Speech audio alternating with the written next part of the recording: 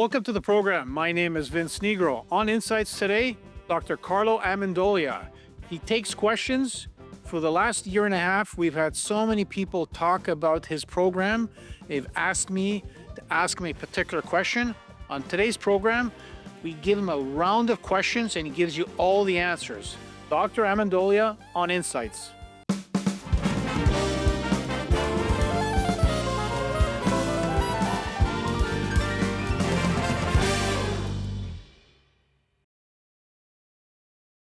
Dr. Ammendolia, welcome to the program. Thanks for having me back, Vince. Yeah, it's been a while. With all the programs that we've done, Doc, a lot of people over the year or so that we've been doing this program, it's become such a popular segment that people call me and say, "Can you make sure you ask them this question or that question?" And I said, that may make a good show. And we were chatting a little bit about, and we put together some questions that a lot of people have asked that want to get some responses to. So we'll make it an easier kind of back and forth. So Sure. I'd like to run some questions by you Sure. that folks have asked and would like to get some answers to. Before we go into that, we're obviously coming into summer, and more and more people are taking their clothes off, and when I say taking their clothes off, lighter clothing, chintzier footwear. Yeah. Seeing everybody walking around. Especially, I see these very low sandals to the ground, and I footing wise, clothing wise, and you really have to be cognizant of the whole environment. We talked about the winter thing, Yeah. being cognizant about the winter, but the summer it's almost just as important to have the proper footing, proper shoes. Yeah. Well, people are doing more walking in the summertime when they have nicer weather. And of course, I just had one example of that. My son was out vacationing and he said he did 40,000 steps. And he said the next day he couldn't walk. And so there's an example, that number one, A young person. and this is a young person, never mind an older person, and here's an individual who was the last time he did 40,000 steps? Probably not in a long time, where probably never did it. And here he is doing that in the summertime, nice weather, going to see the sights, and now just overdoing it. And the next day he couldn't walk, and he was out of commission for 2 days. His back, his feet. Traveling, Doc? He was traveling. Traveling. And that's a good question. It's not on my list of questions, but a lot of people are traveling this summer, and I've got a couple of things coming up, and you really actually almost got to get in shape to go on these trips, because a lot of these trips you have to do a lot of walking. Absolutely. My wife and I, we went on vacation, and we did on average about 25,000 steps a day. But my wife and I, we're fit. We exercise every day pretty well, and we're fit. So we really didn't have an impact on our health. But for those who are not used to it, and they go to a place and they're really excited and they're walking every day, more steps than they would normally do, there are consequences. And oftentimes people get shin splints, they'll get sore feet, like blisters in their feet, they'll get back pain, not wearing good shoes, they're not prepared for it. But the more and more is more they're doing too much too soon. And I think that can often cause problems in pain in back and knee and hips. Would you agree that to go on these trips, you should maybe get not in shape, but get a little more used to being a little more mobile, do more walking maybe every night? Absolutely. I talk about it with my patients. Don't overdo it. No, yeah. When you get to a trip, kind of pace yourself. Yeah, my patients will come in and say to me, "I'm going on a trip. Do I need to be concerned about my back, my knee, my hips?" For those that do have those issues. And we talk about that very thing. First of all, you should get into shape to get into your holiday, because you're going to be doing more walking there than you're doing here. Right. And so you need to be aware of that. You need to wear good clothing, light clothing. You need to wear good shoes. Make sure they're broken in shoes. Don't buy a new pair of shoes and take those with you on holiday and start wearing them then, because that's going to cause consequences as well. So you have to prepare for an active holiday, and making sure that you're fit enough to do the things you want. I had another patient who just came back from Chile, and doing a lot of walking and doing the sites there, and he again said that he did so much walking that he felt quite sore afterwards. Again, another example in just the last week that patients come in, or family members talking about symptoms that they experienced because they did too much too soon when they were on a holiday. Yeah. So be cognizant of that whole area. Yeah, warm up.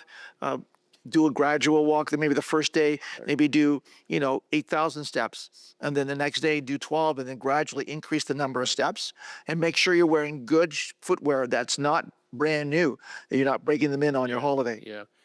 Anyways, the first question, a Yeah. pretty simple one, is what causes back pain?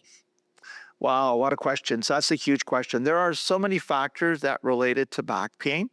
The most common type of back pain is referred to as mechanical back pain, and that's due to the structures of the lower back, the joints, the muscles, the nerves, and these are the most typical ones. And 90% of back pain is referred to as mechanical or primary back pain, and the causes, to be honest, I'm a scientist and a researcher. We often don't know what the exact cause of back pain is.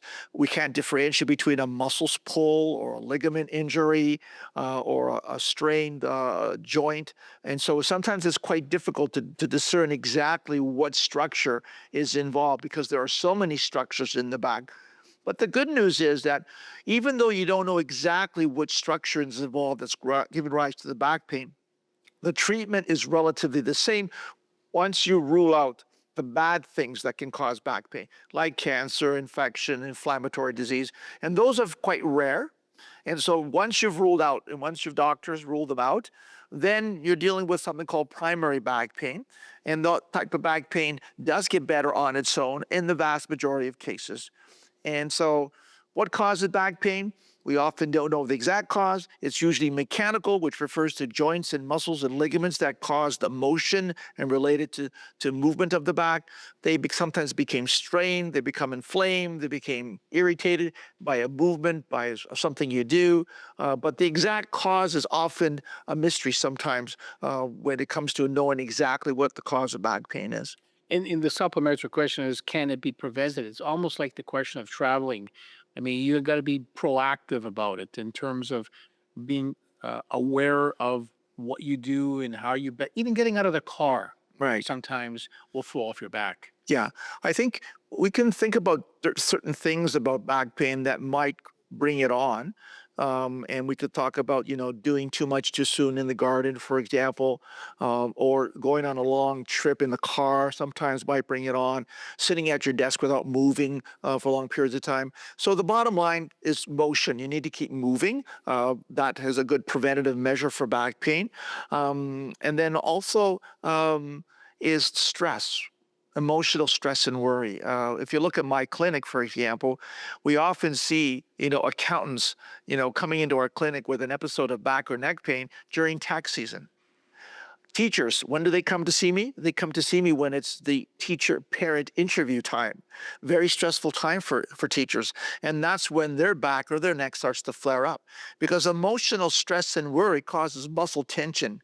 And that muscle tension also often leads to neck pain or back pain. And it leads to those areas where you normally have issues. Well, if it's your back, that's your weakest link, for example. Right. And when you're under stress, your back is going to go out, if you will. And the neck is the same. So these are some things that often are related to episodes of back pain. And some of it you have some control over in terms of prevention.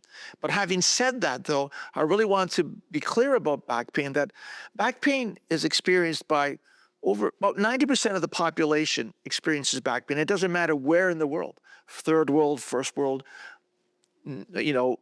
east, west, doesn't really matter. Back pain is ubiquitous. It's part of the human condition. So to be able to prevent back pain from ever happening for individuals is probably not realistic. And the reason for that, we think, is because we have evolved from the quadruped to the biped, and we're evolving. And with this evolution, there comes changes in the structure.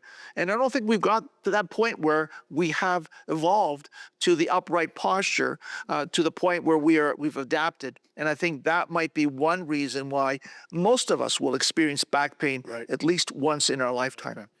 So we're going to go from a back pain question to a neck. What are key things to do when I injure my neck? Mm-hmm. It's a little also pretty comparative. You hear neck pain and neck problems as much as you do back pain. So what do you do with a neck pain? If you have a neck pain episode, first thing you need to ask yourself, is the pain in the neck, or is the pain shooting down into the arm or the chest or the mid back? Because the first thing you want to do with any type of pain, you want to make sure it's not coming from a serious condition, Right. a serious disorder. Okay, because neck pain can also come. You can also have a heart attack or angina. Right. Can also give you neck pain. You can also have issues with neck pain that could be coming from serious conditions like a cancer, an infection, an inflammatory disease.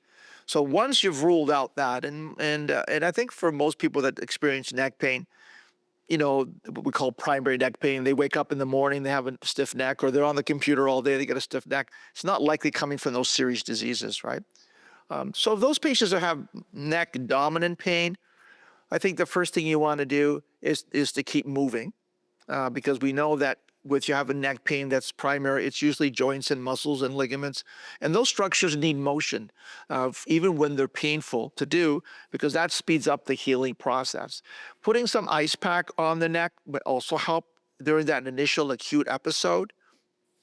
And also watching what you're doing in terms of your posture. In terms of if you have neck pain, you don't want to be driving 5 hours, or you don't want to be on a computer continuously. You want to keep moving around.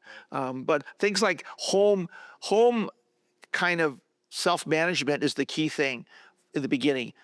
Ice pack, keep yourself moving, gentle stretches, change your posture often to minimize static postures.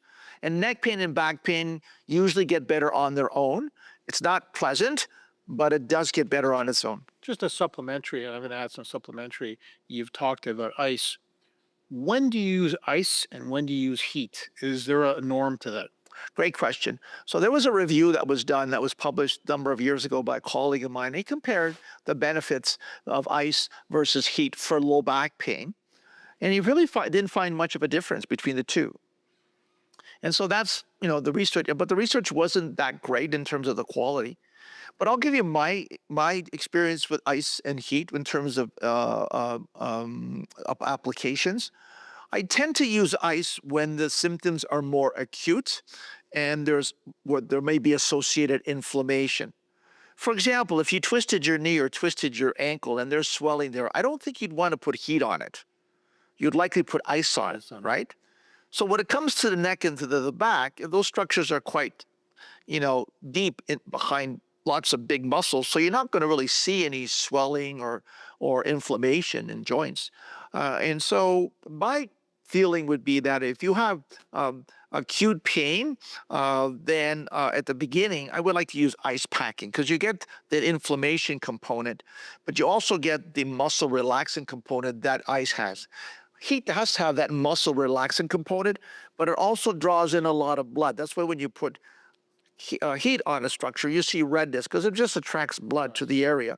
And I think when you have an acute episode, whether it be a knee strain or ankle strain or a neck strain or a low back strain that's acute, in the very few days, I would like to put ice on it relative to heat. And then later on, as the acute symptoms start to subside, introducing heat or a combination of heat and ice, probably more applicable then. We've gone from the back to the neck, knee question. If I have arthritis of the knee, what should I do? Before we answer that question, this word arthritis keeps coming up over and over, whether you're young, middle-aged, whatever. How do you know if it's how do you know that it's arthritis? Is there a feel to it? Like, how do you know if it's arthritis? Great question.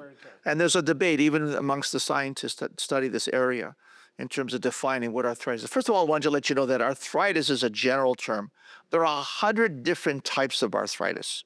The most common arthritis that we sort of associate arthritis with mostly is the osteoarthritis type of arthritis. And that's usually the wear-in type of arthritis that we get as we get older, but also after an injury when you're young. If you have an injury when you're young, that may lead to arthritic changes, wear and tear much quicker because of the disruption of the mechanics of the joint. So you can see that kind of osteo wear and tear type of arthritis in younger people. And that's usually because there's been some injury or disruption of the mechanics. So arthritis, in terms of how you define it, there are different ways to define it. Some of it is done radiographically through imaging, and there are characteristics in an image. For example, you look at a knee x-ray and you can see degenerative changes. You'll see a wearing out of the cartilage. You'll see some bone spurs. You'll see some edema. And this is indicative of wear and tear in the joints. And so radiographically is one way. But the danger there with radiographic diagnosis is that 40% of people who have arthritis in the knee radiographically have no symptoms. They absolutely have no pain. So when you don't want to rely on imaging strictly. And then the other part of it is the clinical. You've got swelling in your knee. You've got difficulty moving of your knee. You're at the right age. You might have deformity of the knee. That's characteristic of arthritic changes. So clinically, there are certain things you see clinically, like the swelling, like the restricted range of motion, like the painful joints when you palpate them. These are referred to as clinical manifestations. So when I say that the best way to diagnose is usually a combination of the imaging plus the clinical evaluation to seeing some of those features. Right. What are the best exercises for back pain? Great question. Again, a lot of research in this area. And the best exercise for back pain is the exercise that you're going to do, that you like to do. Because they've done a lot of research looking at the different types of exercise for back pain, strengthening exercises, flexibility, combination of specific different types of yoga, and then Pilates, and they looked at a variety of different things. And the conclusion was there wasn't any strong evidence for one type of exercise versus another when it came to back pain. But what it did say is that it really didn't matter, dependent on whether or not you did exercise. If you did exercise, then that was likely to help your back, and if you didn't do the exercise. So when it comes to back pain, keeping mobile, doing an exercise regularly is probably the best thing you can do, is the exercise you like to do and the one you're going to do regularly. I see. Dr. Molina, thanks for answering a lot of these questions, and it's our viewing audience. It's a marker. It's at least a marker to at least gauge in terms of where you are, in terms of what you can and can't cope with. Yep. It's always good to be proactive and be knowledgeable. All these things, as simple as they sound, it's good to have that knowledge. Knowledge is power. Knowledge is power. So have a good summer, and maybe in the fall we'll, leading up to the winter, we'll get some more set of questions leading up to the fall winter session. Thanks for being on the program. Look forward to coming back, Vince. Looking forward to coming back. Thanks for having me.